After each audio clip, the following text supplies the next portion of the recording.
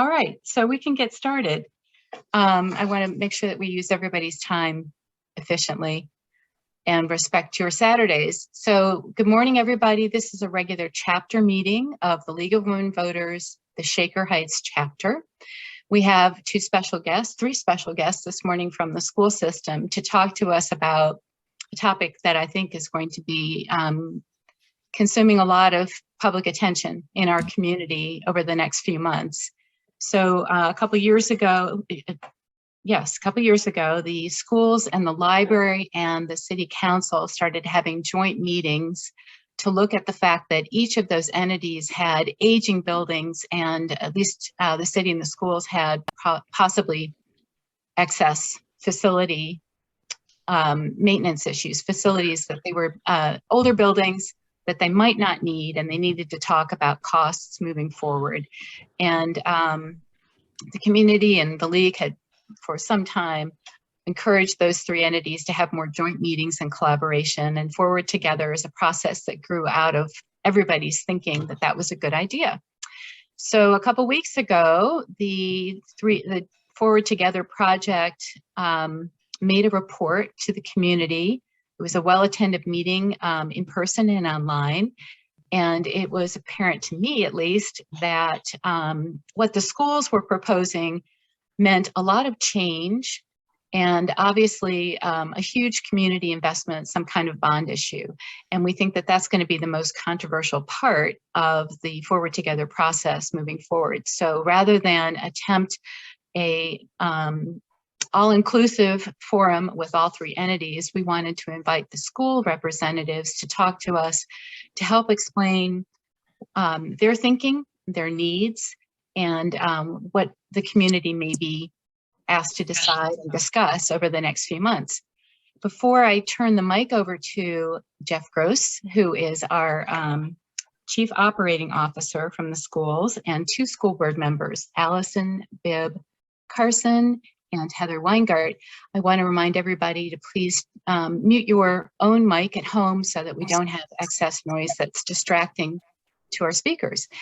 If you have questions, please put them in the chat and we will try to get to questions.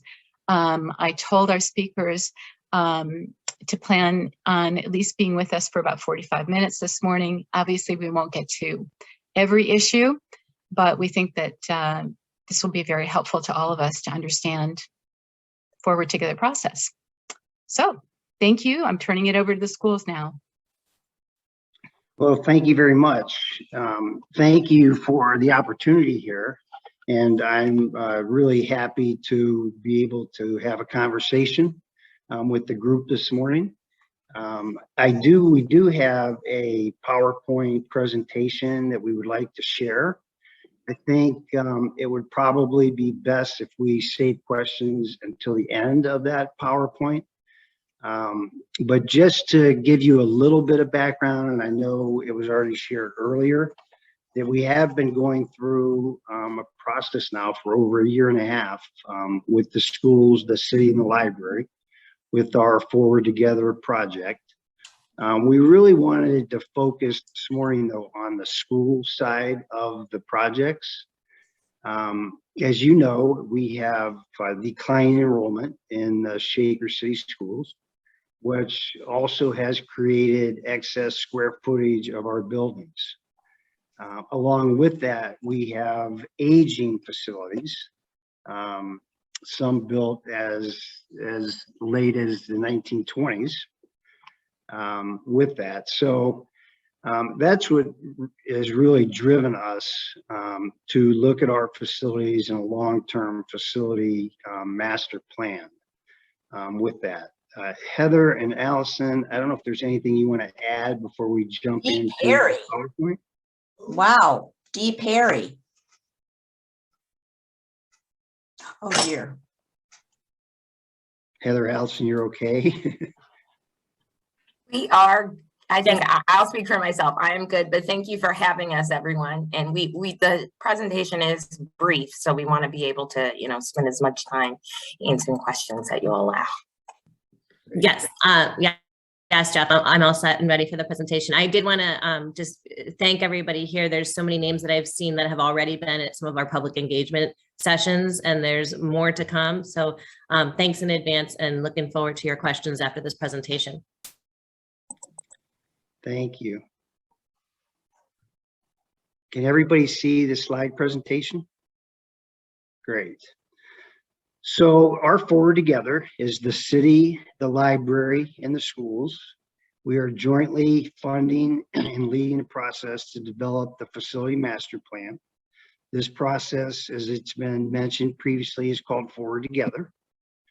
Our strategic plan in the school district, and is basically a strategic objective 3.4, calls for us to create a long-term facility plan that supports the educational equity and addresses the district needs and supports student learning. How we can best serve and meet the needs of our students, providing that we have the support, providing that we have buildings that support the 21st century learning. And I know there's been a lot of questions, you know, what is 21st century learning? 21st century learning isn't something new. It's probably something new to Shaker in the way of our facilities. And we will talk about that a little later on, and also have a short video to share with you about some of the 21st century learning school facilities. Also provide buildings that advance equity. When we look at equity, I think it's important for us to look at all buildings. And one example of that would be, you know, we talk about neighborhood schools, or are they really schools in neighborhoods? Because just a little breakdown of kind of our busing scenarios in our elementary buildings to give you an example. When we talk about neighborhood schools, so really the two schools that are the closest to neighborhood schools for us are Fernway and Lomond. We have 3 buses that go into Lomond and 3 buses that go into Fernway. The rest of our students are walkers. And students that are bused are students that live over a mile away from the school. But then on the other end of the spectrum, you know, we have Mercer Elementary School, who we have 8 school buses that go into Mercer.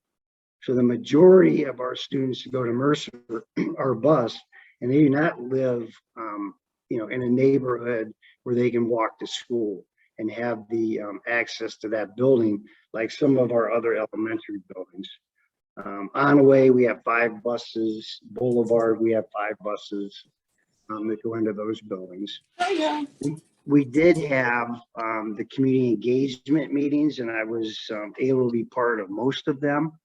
One of the tables that I was sitting at during the community engagement was a gentleman that had attended Lomond Elementary School, I believe. And he talked about his experience that when he went to school, he was bused to Lomond, and he didn't have the opportunity to, you know, walk up to the school on the weekends or walk to the school for a pumpkin festival or, you know, any activities they may have at that building, like some of his friends. He also referred to, and the kids refer to themselves as, oh, you're one of the bus kids, or you're one of the walkers. So it was definitely talked about at that table, you know, about the equity with that. And then are our buildings sustainable and safe? Buildings that support 21st century learning, they're project-based learning. They're great. We have greater student engagement, flexible spaces that enable students to work together and with teachers in small groups, and support and facilitate personalized learning. I would like to share a short video with you that really demonstrates this 21st century learning.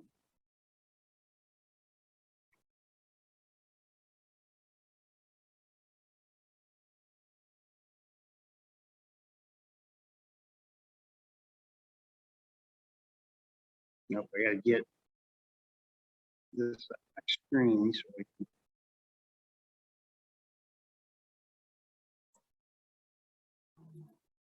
Jeff, try skipping that ad.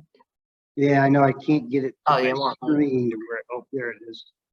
Got it. There we go. Can we turn the sound?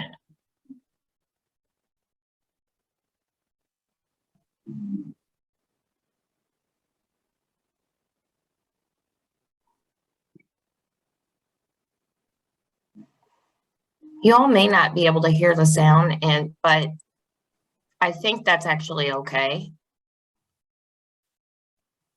Having watched the video, if you just kind of look at it, unless Jeff, you can figure out how to make the sound come from your computer. I think it's, I mean, yeah, you get the point across even without the sound. So, I think it's okay. yeah, apologies, but I think you can get the point of the difference between our schools versus a school like this.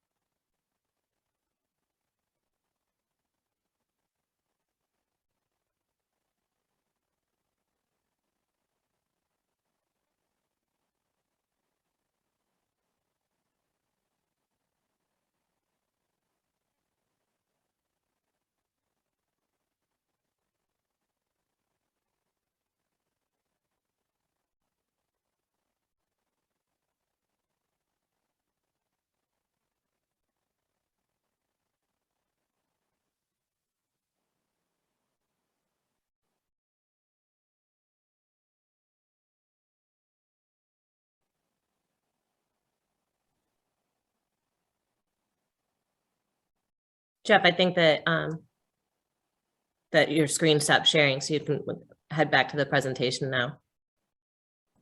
That's good.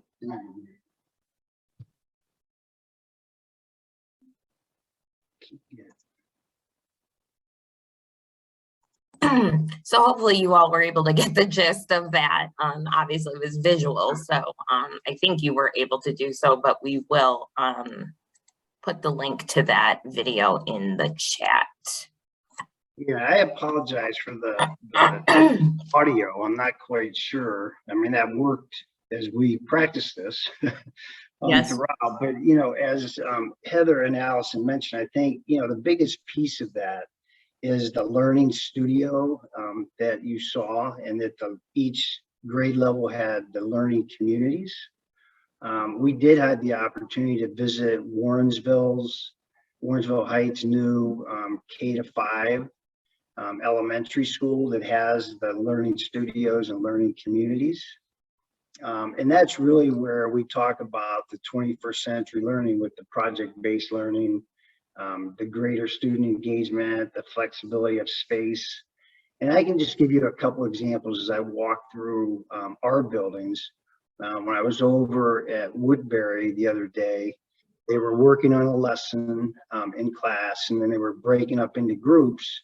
And the students that broke up into groups had to go out in the hallway and sit on the hallway floor to work with their small group, as opposed to having learning studio with flexible learning space. Also, when they talk about the STEM studios, makerspace, we have one makerspace in each of our elementary buildings that is then signed out by individual teachers and classrooms throughout the day. So their experience in a STEM studio or a makerspace lab is very limited in Shaker because of the way our buildings are designed and made, for today's learning. Here's some just examples of pictures. You can see on the bottom left-hand corner is our libraries. Can everyone see Jeff's screen? I'm No. sorry. Okay, Jeff, you need to share your screen, please. Really? If not, I can do it. Hold on here. I don't know why when it disappears. There you go. You have it? Yep. So here's just some examples of our buildings. The bottom left is the library. In the spaces that you saw in that video, as you can see, are much different than that. We still have most of our classrooms are set up like they were when most of us or all of us attended school, still in rows, and they face a teacher desk. Yes, we have technology that teachers use and smart boards and clever touch boards, and we have that technology in the room, but we don't have the flexibility of space in those rooms. Also, a lot of the newer buildings aren't built with corridors or hallways lined with lockers. As you heard, they have these learning studios. I'm so sorry. Unfortunately, there's a comment in the chat that people can't hear you. Can by show of hands, are there people that can hear Jeff? Okay, so it's just one issue. Okay, I'm sorry to interrupt you, Jeff. That's okay. So the building that advance the educational equity, that all students should have access to state-of-the-art facilities, regardless of where they live in the city. Students and families should feel part of the school community, and our schools should be welcoming and inclusive and include those with physical or learning disabilities. We are still working in some of our buildings to make sure that we have added handicap ramps and handicap accessibility for all of our students and staff with that. Why now? Our current buildings do not fully meet the student and modern educational needs. The state funding share is at an all-time high for Shaker. We are part of the Ofcc, which is the Ohio Facility Construction Commission. We, at this point, have a state share for new facilities of 36%. That's an all-time high for the Shaker City Schools. And it's important that if we're going to build new facilities, that we take advantage of that. Our aging buildings are draining our resources. At this time, we're using operating dollars to help maintain our facilities. We are looking at a list of school improvements for this summer in excess of $5 million that $5 million, that's typical each year when we're looking at foundation repair, roofing repair, HVAC repairs, etc. As you know, the Shaker community did pass a bond issue for $30 million for warm, safe, and dry.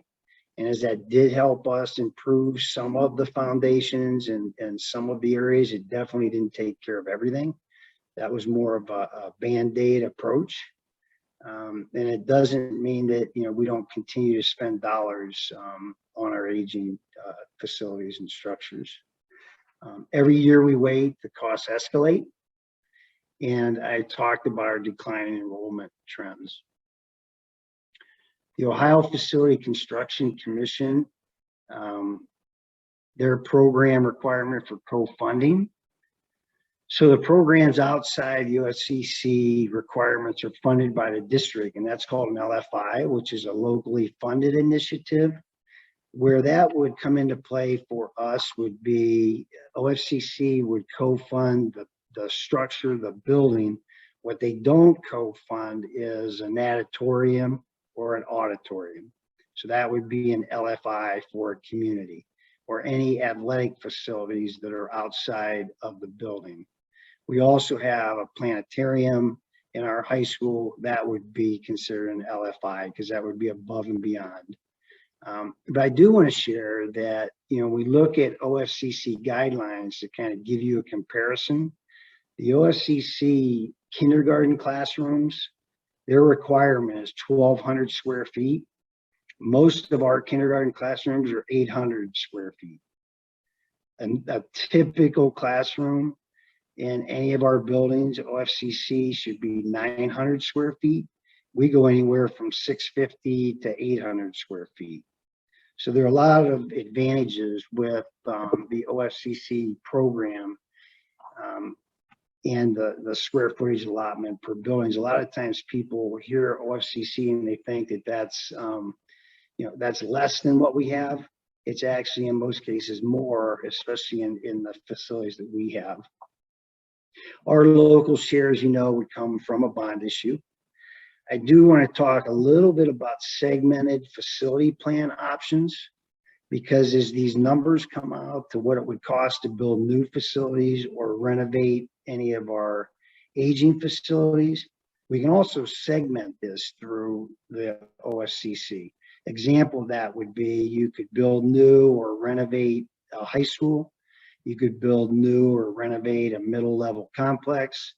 And then you may do your elementary buildings either new or renovated down the road. So you could start your facility construction project, let's say in the next 3 years. You could continue that and do your elementary projects 7, 8, 9 years down the road. The key is that the entire project is approved by Ofcc and approved by our Board of Education. The communication, community engagement and discussion has focused around the centralized and decentralized concepts. I'm sure most of you on this call have either gone on our website or you have been involved in some of the community engagement meetings. I didn't want to spend a lot of time going through the details of each of those, but as we know, a centralized concept, and again, these are just concepts so people can look at, they can comment on. They're definitely not options for the district or options for our voters. So the centralized concept would mean we bring all of our elementary schools into one building, and we have one large elementary school for our community. Some examples of that: Brecksville, Broadview Heights, they're building a 1,600 student elementary school. They're combining their elementary buildings. That's happened in North Royalton. That's happened in Brunswick. It's happened in Warrensville Heights. So we see a lot of examples of where the centralized concept, and it's really interesting when you go to visit them, how you have this large school concept, which really is a small school feel to it. When you enter that, and that all has to do with these learning communities that we heard them talk about. There is the second period of public engagement. Really, the last public engagement meeting was, I believe, yesterday, and we did that virtually. The other two, there was one at the high school in the evening, and that was very well attended. I think that was on Tuesday. And then we also had one at the Stephanie Tubbs Jones building at our community center that was attended. It's still important that we get, we really need to get the input from our entire community. And when I say entire community, I mean, you know, also our underrepresented members of our community. When we look at the survey results that we have received, we're still not meeting that requirement that we're looking for from our underrepresented families with this. So if there's anybody on this Zoom call that can help with this and help get people to go on the website, we'll send a link out for the survey. That would be very helpful as we move forward with this. And on that, I'm going to stop sharing my screen, and I'm going to ask my two colleagues and board members to join in any answers, questions, comments, concerns that you may have. We are happy to have a conversation about. So thank you. Thanks, Jeff. Before we get started on questions, I just wanted to revisit a couple of points in Jeff's presentation that might answer a few questions, but and then we can, and if Allison has anything to add, and then we'll get to the questions. But in particular, going back to how the OFCC works and the segmented plan that Jeff alluded to, I think that's really important as we go through our community engagement stage for people to understand. The OFCC match, as Jeff mentioned, is a 36% at the highest level that Shaker has ever been afforded. So how the plan could potentially work is, as Jeff said, you could have a 10-year plan, you could have a 15-year plan where you start off with, let's say, the middle school, and all theoretic. There's no decisions that have been made, but you could start off with the middle school and take 2 years to do that, and then 2 years later do your elementary schools, and 2 years later. So there is a potential to have a drawn out plan that doesn't have a full bond ask in the very beginning of the process. The catch is that you have to be able to have that plan approved, as Jeff said, one, by the OFCC. The whole plan has to be approved in order to lock in the 36% match. So you have to have a total picture for the OFCC in order to lock in the 36% match. The only flexibility in that plan then becomes, let's say you don't get to your elementary schools for 5 years after you do your middle school. The OFCC will do their redo enrollment projections, and then the amount of the match would be dependent on what they're forecasting our enrollment to be. So it could end up better or it could end up worse as far as the final dollars, but it would still be guaranteed at a 36%. That's correct, Jeff, right? I'm explaining that the right way? Yes. Mm-hmm. Okay. And then, as Jeff mentioned, things like, you know, the facade of our buildings and keeping with the historical look of how we want our neighborhoods to look and our buildings to look, that is not covered by OFCC. So those are where your locally funded initiatives come in. And that's something that I think the community has to consider as we go forward. What is important to you, and how many dollars are you willing to put towards that won't be matched by the OFCC? So just that's an important point. On declining enrollment, I know there was a question in the chat, so I don't mean to jump the gun on that, but I do think it's important overall that declining enrollment is a national trend, and it's not just in public schools, it's in private schools. In the state of Ohio, you have a couple of different things happening. One, your birth rate has declined and it's less than the national birth rate, as is the average age of our population. So the average age of our population is actually 2 years older than the national population. So you have less births and you have an aging population, which means you just have less students. It's not necessarily a lack of demand in your community. And that's really important to understand. In the state of Ohio, we have seen a 7% decrease in public schools and a 10% decrease in private school enrollment. So it's a large scale problem, not specific to Shaker. And then the other thing I wanted to note is that on public engagement, I was trying to add it up last night. I think we've had close to 30 different opportunities already for public engagement between our first session that was in the fall, our second session that's right now, and then between now and April 20th, we are having 25 additional small group chats that are being hosted by community members all over our community. I don't have that spreadsheet ready to share with you right now, but if that's something that you're interested in, we would love to hear from you because we're adding to that calendar all the time. But like I said, we have 25 of those already scheduled between now and April 20th. And then we are planning a third round of public engagement. So those are the points I wanted to hit. Allison, I don't know if you had anything additional. The only thing that I was going to mention about public engagement, Heather, that I would just add to what you said is, so those meetings are with our superintendent, Dr. David Glassner, and it also includes a board member. So if you want to, have a group at your house, we will come to your house, and or you can also do it virtually as well. So definitely, feel free to reach out to any of us on this call, and we can definitely get you scheduled because we want to be able to hear from all members of our community. So we don't want to take up all of your meeting time. So why don't we get into some of the questions? And I think the best way to handle this is if you would just put your question in the chat, that would be great. So we're not all speaking over each other. So Lynn had a question, and Jeff, maybe you can help with this. Are the innovation labs in the K through 4 buildings something like what we saw in the video? Probably not as much space as you saw in the video, but they are in our library or / media center with that. And 2 of the buildings, the other ones, I would say they're the size of a classroom, so like 800 square feet. It's not open, to that open common learning space that you see there.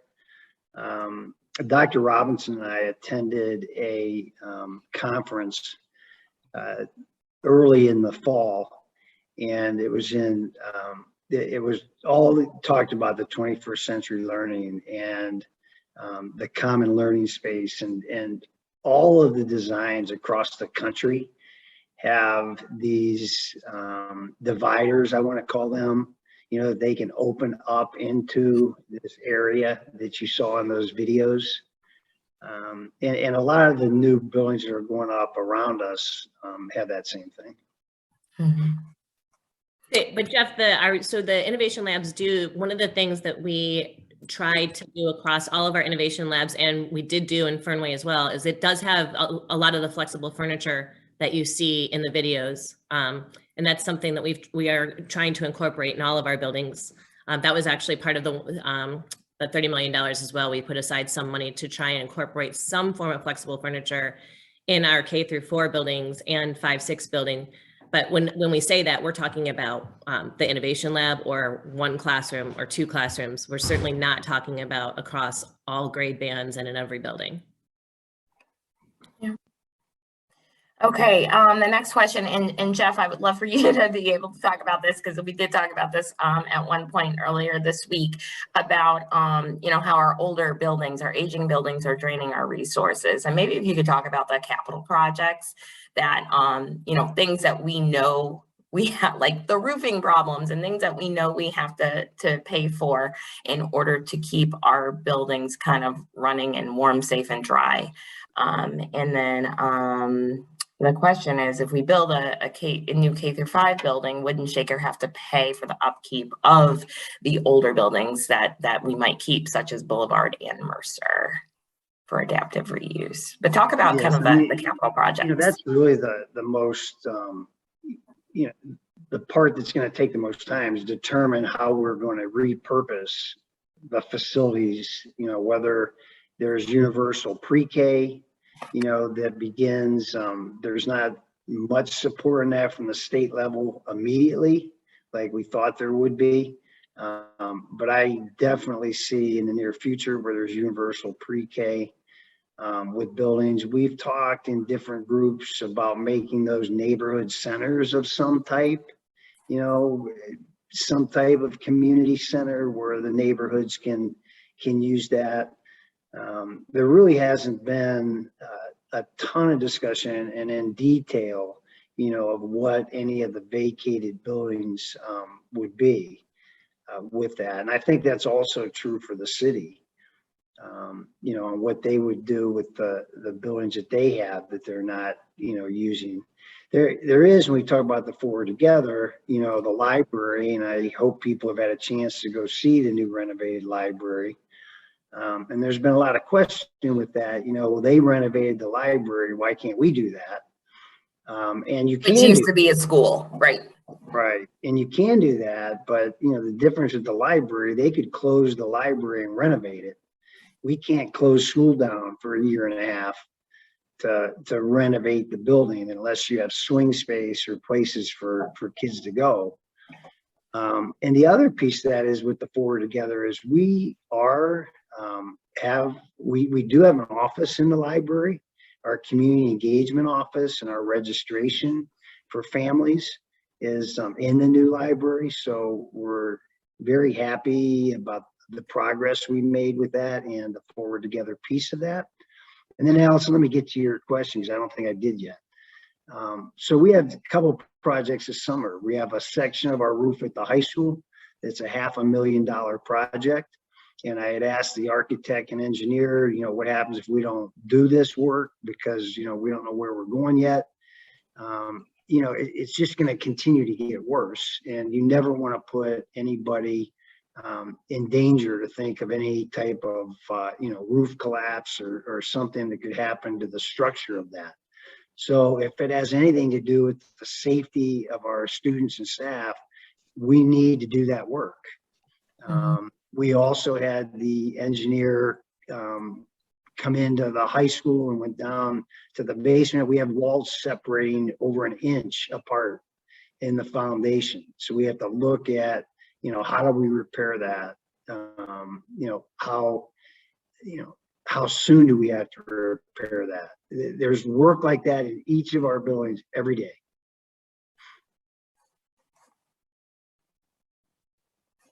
All right.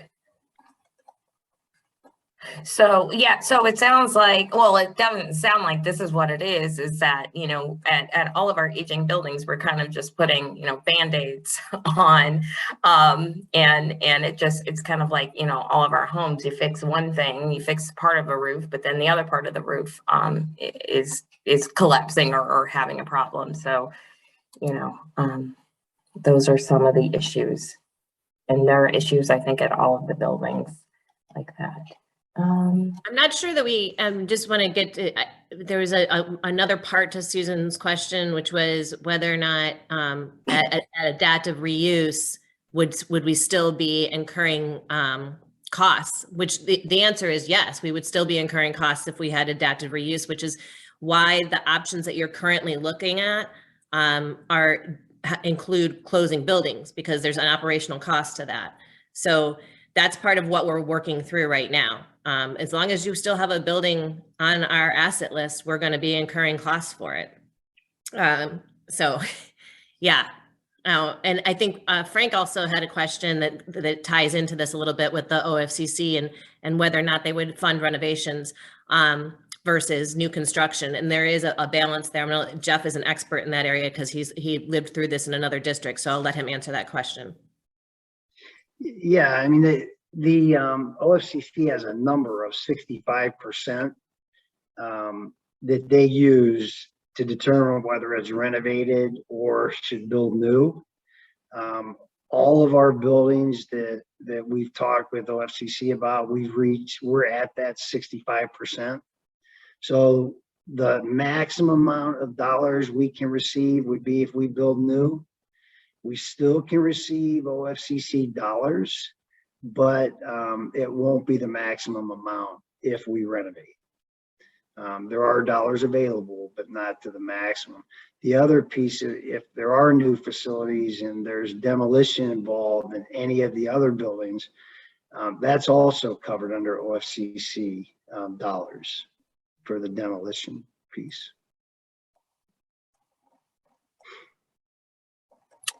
Okay.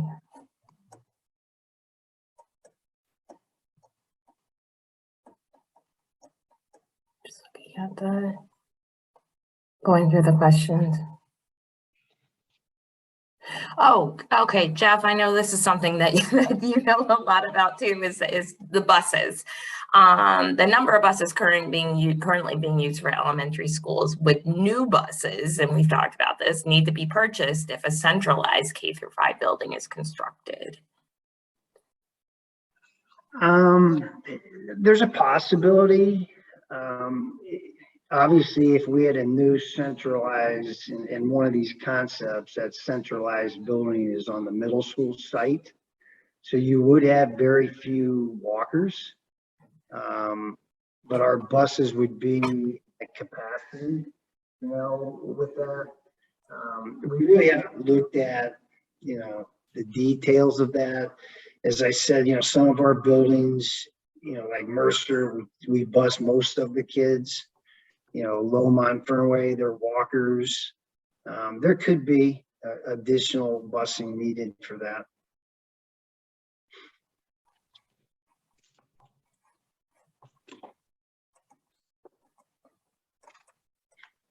I think we're all looking at different chats because I'm seeing some questions that are directed to one person and some to everybody. So I'm going to jump in and try to help facilitate. Perfect. Thank you so much, Annette. I have several that were directed just to me, and I'm not going to put them in the chat because then you get different streams going. So right.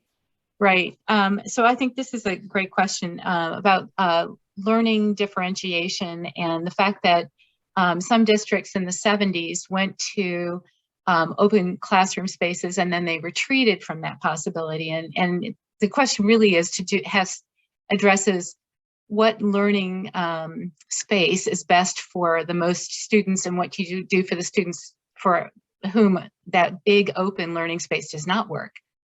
You know, thank you for that question, because that's a great question. And what I love about the new buildings and the one that you even see in the video, is that when you look at the common learning space, typically what you have is you have 6 classrooms, and they have glass partitions, or I don't like to use the term garage door because it's not like our garage door in our houses, but it is a concept of a garage door that opens up into that common learning space. So if I'm a teacher, and I've, you know, gone through a number of buildings and was involved in building 3 of them. So if I go into the high school, and let's say it's the English wing or the math wing, you know, you may have 5 teachers with the dividers closed and garage doors down, and you have 3 teachers with it open, and their kids are doing group work in the common learning space. So it's really to your preference as a teacher. You know, as we know, most teachers like to teach in isolation, especially high school teachers. When you get into the elementary, you get more of the team teaching concept. So when you go in an elementary building that has this concept, the dividers and doors are open to that common learning area. They like that because they can send a group of kids out. They can still watch them, walk over to them, help instruct, and then go back to the classroom. So it's all one space. But the biggest difference to that concept, you know, back in the 80s, right? I think it was, you know, you didn't have a choice. I mean, your buildings were built with these no ceilings and movable walls, and it didn't last long. And I also think kids learn different today. You know, when we visit buildings, we're like, well, how do kids concentrate in class when there's this group walking by and they can see through this glass divider? And what you see is the kids don't even pay attention. They're so used to this that, you know, it's like when kids study today, you know, they have their headset in, they have a TV on, they have video going, and they're studying for a test because that's how their minds work, because that's what kids do today. You know, it's not, you know, anymore we're going to be in a quiet room you know, and nobody can be talking around you in order for instruction and learning to take place. So yeah, it's really adaptable to any way, you as either an instructor or as a student, whether you want to have that closed classroom concept or open to a more, you know, modern common learning setup. I would also, just something interesting that, and now we've done several tours, so I apologize, I can't remember which district we were in. But anyway, that specific question about learning differentiation and different and learning styles came up as we were walking through, because we were in a pod, a kindergarten, I know where it was, Warrensville Center, Warrensville Elementary. There's 6 kindergarten classrooms that are in a pod. And then they had this community shared large space. But what they had done is, with the flexible furniture, you could have any one of your intervention specialists or aides having small group instruction off to the side that was a completely individualized setting for students that needed special services, but still within the pod of the kindergarten, of the 6 kindergarten classes. So, I mean, I think this actually leads into a question that Laura Meckler asked in the chat about how the district seems to be leaning one way or another.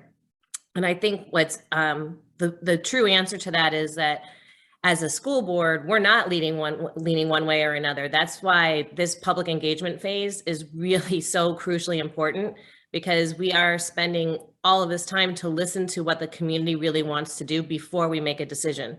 So we're not married to any one concept. And I would say, when we get to the third stage of public engagement, you are probably going to see additional concepts that show the kind of feedback that we've gotten from the public engagement phases. And a question about inclusion, and going back to the learning style issue, how much role are the teachers playing in describing what they think about flexible space or 21st learning spaces? Yeah, I mean, a lot of teachers have been involved in the community engagement side of it. We have not had just individualized, you know, meetings with staff to get there. Obviously, they have the same tools to use with the survey, but we still need to do that individually with our staff. And that is going to be done. That's part of the plan. Right, and even some of the presentations to the board from some of our teachers, when they talk about their instruction and they talk about project-based learning, all of that plays right into this concept with that. The other thing is, on that note, our students, middle school and high school students, are they're going to be participating in engagement sessions about how the buildings or their learning styles, how it works or does not work for them. So they are going to be working directly with our consultants in the coming weeks as well. I know at the middle school, I believe some of the science classes are going to be taking a little bit of time off from, you know, actual science to discuss forward together. Yeah, Allison, just to add to that point, Heather, I'm sorry. I want people to also make sure they know that we did have a 2-day work session. And we had over 120 or 30 participants, and it was an educational visioning session. And that's really what set the tone for where these concepts came from. So that's where we got the teacher input, administrative input. There were students involved in this 2-day discussion. We had it at the corporate college campus. The city was involved, the mayor was there. There was a lot of parent involvement. So that's really what set this visioning process to move forward, because you really aren't going to set up a school structure and then tell teachers how to teach it. So you do your visioning first, and Frank Lockard, if you've heard of him, he's one of the, you know, top educational visioning gurus in the country.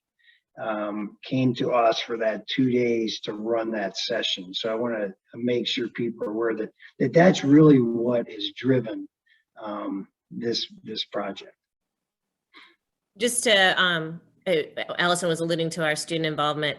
So we actually we did that this week as part of the second phase. So we did building wide at the middle school during science. And then, so all students at the middle school were part of the community engagement. And then at the high school, I'm probably going to get the exact sections wrong, but we tried to be very intentional to make sure every student had the opportunity. So we did it at lunch hour, and we also did it in study halls.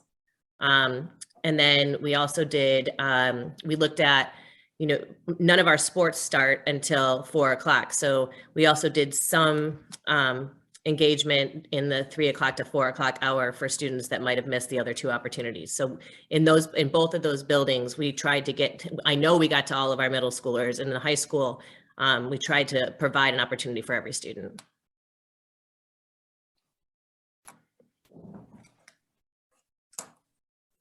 Well, we've kept our speakers 45 minutes, which was what we had planned on.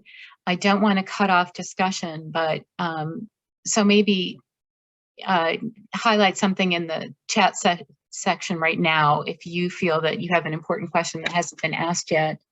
And also, Heather and Allison, you mentioned that there are going to be all these different opportunities for small group discussions among out in the community in the future, and that people can apply or offer their home for one of these sessions. If they want to learn more about how to attend one that's already scheduled, would they just go to shaker.org and look for that information? That's a question I had. Yes, so the board members just signed up on the spreadsheet yesterday, and I haven't had a chance to get that question answered, but you can bet that I'm going to have that information as soon as possible, because as you know, public engagement overall is one of my most important things about my service to the board and to the community. So I will get that information right away. Okay, I am actually seeing a couple of questions that I think are important ones about staffing issues and whether a new way of organizing education in the buildings, how will that affect staffing issues? And so obviously there are long-term impacts of any changes to the buildings, and maybe you can address that. Is the question more staffing as far as if you go to a centralized concept, or?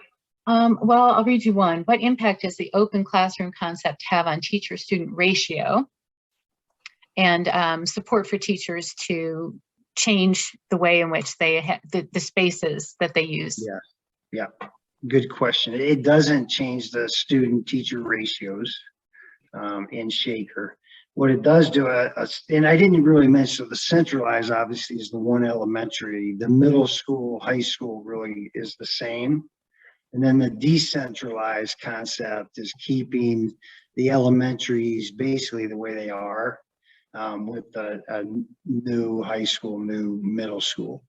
The key component, if it's decided to go with new buildings with this, common learning area and open concept, which I want to make sure that people understand, it doesn't need to be an open concept unless you're comfortable with the open concept. But the biggest mistake you could make as a district is not have staff development for your teachers. If you don't have staff development and what it's like to teach in these newer facilities, and it's project-based instruction, it's going to be difficult. You're going to walk through the building and everybody's going to have their dividers down, and they're going to be teaching in isolation in their classroom because that's what they know. So staff development is huge in this process. Thank you.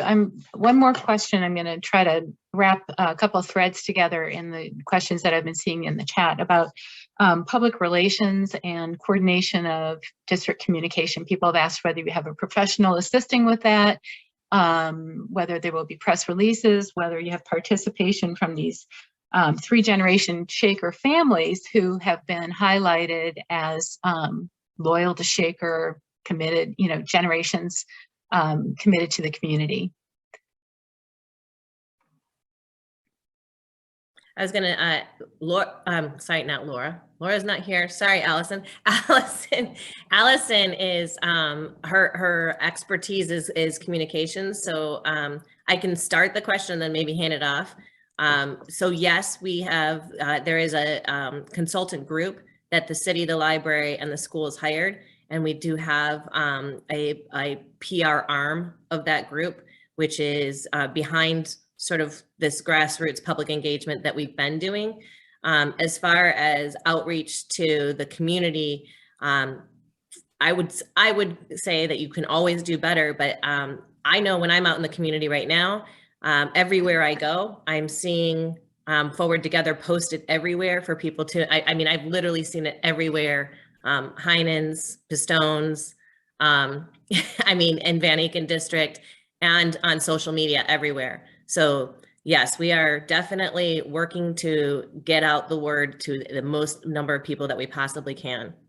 And I think that's especially important to those of us in our community who are no longer fully engaged on a daily basis with the school district. Perhaps you have, you were at one point, but are part of a generation that has moved on from that. So, but obviously this is really important for the entire community to know anything about. And yes, Lynn, the League of Women Voters, and I've seen you on Facebook, and we really appreciate that, saying, you know, great. I'm so glad that you're posting your comments on here now, but take the survey. So that if you could continue that and share the survey, which closes on March 6th with, you know, everybody, you know, and then they'll send it to everyone they know. You know, that's another way that we're getting the message out. So it definitely takes our entire community to be ambassadors, not for change, but ambassadors just for the public engagement. Something else I think is important to mention as we sit on a Zoom call and communicate with each other, there is a lot of, Lynn, again, thank you, as Allison said, for all of your promoting of the Forward Together on all the different neighborhood websites, Facebook pages.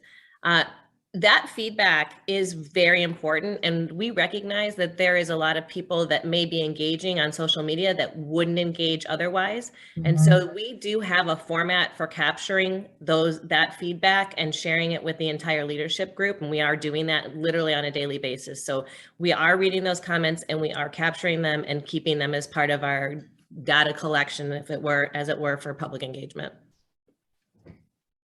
Thank you. Thank you so much. I really want to thank Jeff Gross, Allison Bibb Carson, and Heather Weingart for coming to our meeting this morning and talking about the Forward Together process and helping to educate league members. Before we turn to our regular chapter meeting business, I want to remind you that everybody's welcome to stay and participate, but if your Saturday morning focus was just on Forward Together, we will be moving on from that issue now. So thank you again, Jeff, Allison, and Heather,